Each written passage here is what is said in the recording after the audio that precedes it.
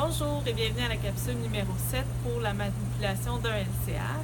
Donc, dans le laboratoire pour le XPEN avec les différents spécimens, vous aurez à traiter un LCR. On vous avertit tout de suite, c'est un faux LCR. Donc, pas besoin de s'inquiéter là, si vous avez une éclaboussure sur vous ou quoi que ce soit.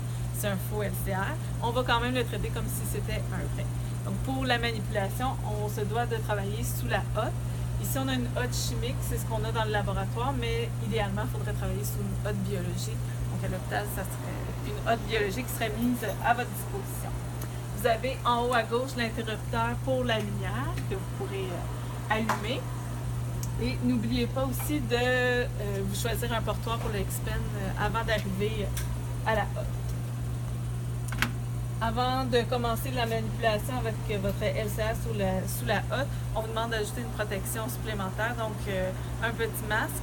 Vous avez le haut et le bas. Le haut, il y a une tige métallique, c'est pour s'en aller sur le nez. Et en bas, il n'y a pas de tige métallique. Donc, assurez-vous que ça couvre bien le menton et le nez, que ça soit bien ajusté pour assurer une bonne étanchéité pour le masque. Donc, vous aurez à traiter votre spécimen. La première chose qu'on vérifie, c'est l'aspect, donc la couleur et la turbidité. La couleur normale d'un LCR, c'est clair. Donc, un peu comme de l'eau, c'est totalement limpide, il n'y a pas de turbidité habituellement dans un LCR normal. Pour les autres couleurs qui seront possibles, il y a le rouge pour un LCR qui serait hémolysé, ça peut arriver avec le prélèvement.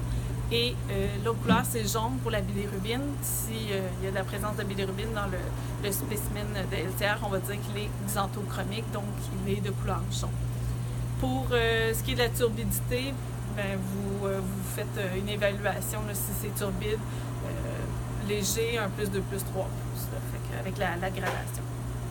Ensuite, votre spécimen, même, je tiens à le spécifier, même s'il est jaune, turbide, rouge, peu importe la couleur, on va l'accepter puisque c'est un spécimen noble. C'est important de le traiter même si il n'y a pas un aspect normal. Une fois que vous aurez bien manipulé votre spécimen, vous allez l'avoir fait centrifuger. On va travailler seulement avec le surnageant, même s'il y a un kilo dans le fond, parce qu'on ne veut pas ramasser les bactéries si elles sont présentes dans le spécimen. Et on fait attention de ne pas l'homogénéiser aussi s'il y a un kilo. Et à la toute fin, vous allez mettre de la paraffine sur le SSC. Vous allez mettre votre SSC dans le portoir. Une fois que la paraffine est mise, vous pouvez sortir votre portoir de la hotte, il n'y a pas de problème.